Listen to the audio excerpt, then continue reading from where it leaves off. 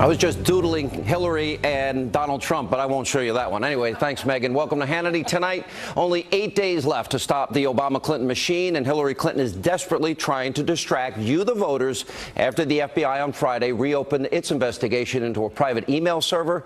Now, according to the Wall Street Journal, the FBI is now searching through, get this, 650,000 emails found on what is thought to be a shared laptop belonging to the Clintons' top aide, Huma Abedin, and Huma's estranged husband, Anthony Weiner. According to the report, the FBI thinks that some of those thousands of emails could have been sent to or from Clinton's private server. Now, Clinton, she can try and downplay the FBI's probe all she wants, but we need to get one thing straight tonight. Everything that is happening, everything that's going to happen, this is Hillary's fault. It's nobody else's fault here. She's now involved in going full Ken Starr on poor James Comey. She can blame him or Huma Abedin or Anthony Weiner or, of course, the vast right-wing conspiracy of congressional Republicans, all that she wants. But Hillary can only blame herself and her own poor judgment. And Clinton is the one who ultimately decided to use that private server to conduct official government business. She's the one who could have exposed American national security secrets to those that do not wish ill to America and the American people. She's the one who didn't know that a C marking meant that something's classified. She thought it was alphabetical, except they were missing an A, a B, a D, and an X, and a Y, and a Z. She's the one, according to the Daily Caller, didn't complete the necessary State Department training on how to handle classified information. She's the one who told the FBI during a 3.5-hour interview when she was not under oath she couldn't recall or remember 39 times. And she even appeared to blame her concussion at one point. And she's the person who decided to lie after it was discovered what she had done. Hillary Clinton has had plenty of opportunities to tell the truth to you, the American people. She's refused to do so. Take a look at the many times she has changed her story. By the way, this is something the mainstream media is not playing for you. Watch. The laws and regulations in effect when I was Secretary of State allowed me to use my email for work. That is undisputed. It clearly wasn't the best choice. And I take responsibility for that decision. I thought it would be easier to carry just one device for my work and for my personal emails instead of two. iPhone or Android? iPhone. Okay, in full disclosure, BlackBerry. and a BlackBerry. I have an iPad, a mini iPad, an iPhone, and a BlackBerry. I believe I have met all of my responsibilities, and the server will remain private. In order to be as cooperative as possible, we have turned over the server. They can do whatever they want to with the server. I am confident that I never sent nor received any information that was classified at the time it was sent and received. So that leaves the 100 out of 30,000 emails that Director Comey testified contain classified information. I did not receive anything that was marked as classified. Director Comey said that only 3 out of 30,000 had anything resembling classified markers. You were the official in charge. Did you wipe the server? What, like with a cloth or something? No. Well, no. We turned over everything that was work-related. Every single thing. No, she didn't. And it wasn't a cloth. It was bleach bit. It was acid washed. Now, all the examples I'm showing you are exactly why, according to the latest Fox News poll, 67% of likely voters say Hillary Clinton is not honest and not trustworthy. And part of the reason voters probably feel this way is because anyone who has followed the facts in this case knows that Clinton has avoided telling the truth at all costs. Now, she's claimed time and time again that she did nothing wrong when it comes to handling classified information. But back in July, remember FBI Director James Comey? Well, now they're trying to Ken Starr him. Well, he said that simply wasn't the case. Watch this. From the group of 30,000 emails returned to the State Department in 2014, 110 emails in 52 email chains have been determined by the owning agency to contain classified information at the time they were sent or received. 8 of those chains contained information that was top secret at the time they were sent. 36 of those chains contained secret information at the time, and 8 contained confidential information at the time. That's the lowest level of classification. Although we did not find clear evidence that Secretary Clinton or her colleagues intended to violate laws governing the handling of classified information, there is evidence that they were extremely careless in their handling of very sensitive, highly classified information. Very powerful. Now, days later, Comey had this exchange with Congressman Trey Gowdy that offered more evidence that Clinton not only has not been honest, but Comey's admitting she broke laws. Watch this. Secretary Clinton said there was nothing marked classified on her emails either sent or received. Was that true? That's not true. There were a small number of portion markings on, I think, 3 of the documents. Secretary Clinton said, I did not email any classified material to anyone on my email. There is no classified material. Was that true? There was classified material emailed. Secretary Clinton said she used just one device. Was that true? She used multiple devices during the 4 years of her term as Secretary of State.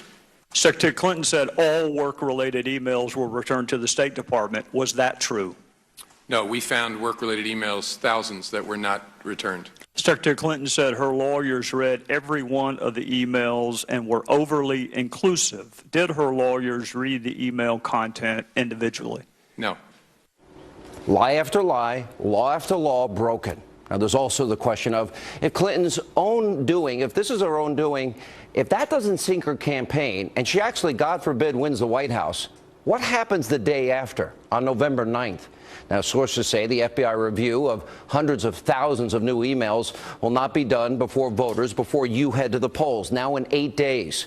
And the Washington Post is reporting that the FBI's agents, well, they wanted to investigate pay-to-play allegations at the Clinton Foundation, but that attempt was shut down by the Department of Justice. By the way, the same Department of Justice that we learned through WikiLeaks was colluding with the Clinton campaign, just like the State Department was, just like the White House was, and of course the liberal mainstream media.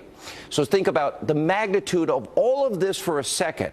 Hillary Clinton could be sworn into office while still being under investigation from the FBI, which would then put this country into a major constitutional crisis. Now, Clinton says Donald Trump, oh, he's not fit to serve in the Oval Office. But she, and she alone, has created a situation that could do severe damage to this country and the office of the presidency and prevent this country from solving problems. That means getting Americans back to work, fixing our broken educational system, fixing a broken health care system, fixing porous borders, vetting refugees. All of this needs to be done. Balancing a budget, stop robbing our kids. Here with reaction, Donald Trump's campaign manager, Kellyanne Conway. Kellyanne, the reason I felt it was necessary to take the time to lay this out is I'm watching the media all day. They are not telling the American people the story as it needs to be told, in her own words, the facts, related to this case. What's your reaction? There's no question, Sean, and thank you for laying it out. You took all my talking points, by the way, but I appreciate it. Look, they're not telling the story because this story is about one woman and a pattern of conduct her entire career, which leads us to 2 words, Hillary first. Donald Trump's message is America first. Hers has always been Hillary first, whether it was representing a rapist in the 1970s of a 12-year-old victim and then laughing about the technique she used to get him his plea bargain the year before, whether it's her just clearing the field here in New York because she felt like becoming a United States Senator, whether it's her deciding against everybody's better judgment and the law to have her home-brewed private server, then to hide emails on it, to delete the emails, to bleach-bit the emails, to lying about the emails. And now we have here, Hillary Clinton does what she always does. She attacks the messenger. They're going right after Jim Comey. This story exists because of Hillary Clinton, and I'll add on because of Anthony Weiner, 2 very selfish people who put their peevish political personal interest before the safety and security of the nation and have us in this conversation and this mess. And I just have a message for all the never-Trumpers. I have a message for all the undecided voters, all the independents tonight. If you truly want to break with the past, and more specifically, the cloud of corruption that is Hillary Clinton, you can't vote for her. You simply can't. I respect your ability to vote how you want, but please don't pretend that you want to make change, you want to break with the status quo, you want to move the country in a real and different direction, as 76% of Americans do, and actually vote for Hillary Clinton. The other thing, Sean, that's going on is I would imagine Every focus group facility from Boulder, Colorado to Harrisburg, Pennsylvania has been booked solid for this next week because just last week, the mainstream media was telling the Clintons, you won. It's over. He has no path. His path is narrow. His path is non-existent. Trump is finished. Landslide election for Hillary. Last week, they're ordering up their inaugural ball gowns. And this week, the Clinton campaign is in the worst communications crisis probably of the last few months. You know, Kellyanne, let me put up on the screen because a big part of this also we have learned so much from WikiLeaks. For example, I'm putting up on the screen now how the WikiLeaks revelations are very specific to the Clinton server. You know, after the discovery of the private server, the campaign suggested creating a decoy. We learned that today. The campaign press secretary said State did a nice job with this after the release of the Benghazi emails. The co-chair of the transition team, the private email server was blanking insane. An aide wrote, there's no good answer to the server scandal. Podesta called Clinton's email scandal a hot mess. Podesta's daughter thought that Clinton, you know, wipe it with a cloth comment was scary. Of course it was, because it was bleach bit and it was acid washed. The president knew about this and he lied to the American people. I'm only giving a small part of it. Then we've got to look at, and we'll keep these up on the side of the screen. You know, then we've got to look at, all right, well, look at the Uranium One deal now, and look at how a list was separated, Clinton supporters and friends of Bill's and foundation donors, so they could benefit from the rebuilding of Haiti, make money, and funnel it back to the Clintons, or the Uranium One deal that literally handed our uranium over to Vladimir Putin because of the involvement of the Clintons and the $31+ million they got to the foundation. And that would go also to, you know, the Moroccan deal, pay to play. Do you think this server was set up for their own money? That's my question. Yes.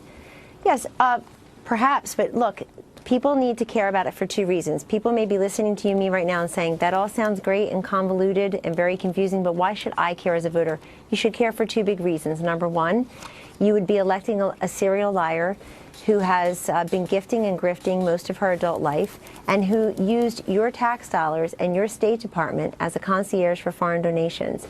Number two, you would be electing someone who puts herself and her own personal interests before your own, and we already have evidence of that. You know, Sean, I think we've been asking the right questions about the wrong candidate for months. I think when people have been talking about unfit, unqualified, bad temperament, poor judgment, they've really been talking about Hillary Clinton. Let me ask you a last question. All signs point to that, and I don't think she's fit to be president. Look, you know, the polls were already closing last week. They were tightening last week before all this happened. In the ABC poll, we've gone from -12 to -1, and you've got 35% of the likely voters in the ABC News Washington Post poll saying they'll be less likely to vote for Hillary Clinton because of these revelations.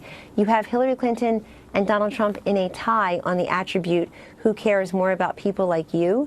That's something that Barack Obama beat Mitt Romney 82 to 10, 82 to 15. So we like the trend lines, and I think this really hurts her among those independent and undecided voters who are quite decisive about how little they trust her. How do you get to 270? Let's assume for a minute, and I've seen early voting numbers. I've seen absentee ballots in Florida, North Carolina, Ohio. They look good for Donald Trump, especially because Republicans tend to vote day of. He will win Iowa, I believe. Then we could move out west. I think he takes Arizona. It was tough a little bit, but he seems to have recovered very nicely there. Then he has to also win Nevada. And if he gets all of those states and the states that Romney won, he's still 5 electoral votes short. Is it New Hampshire? Is it New Mexico? Is it Pennsylvania, Wisconsin, Minnesota, Michigan? Which other state can he win, in your opinion? Well, you can tell where we're going by where he's going. In other words, he was in New Mexico yesterday. He was in Michigan today. He'll be in Wisconsin tomorrow. Governor Pence will be in Michigan, back in New Mexico, in Colorado. Also, Pennsylvania has always looked very promising for us, and I know It's always been a dream for Republicans, but the Trump message of renegotiating bad trade deals and creating 25 million jobs over 10 years, energy investments and unleashing energy in Pennsylvania, and certainly repealing and replacing Obamacare in a state like Pennsylvania, Sean, where the average premium increases are 53%. He was in Arizona 2 days ago, 116% increases.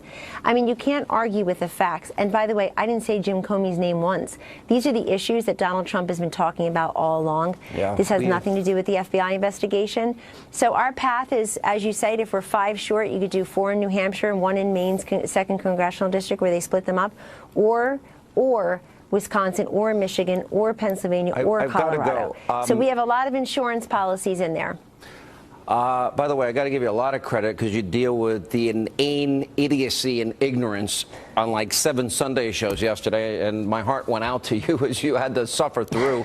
Obviously, many of the networks we now know colluding with the Clinton campaign.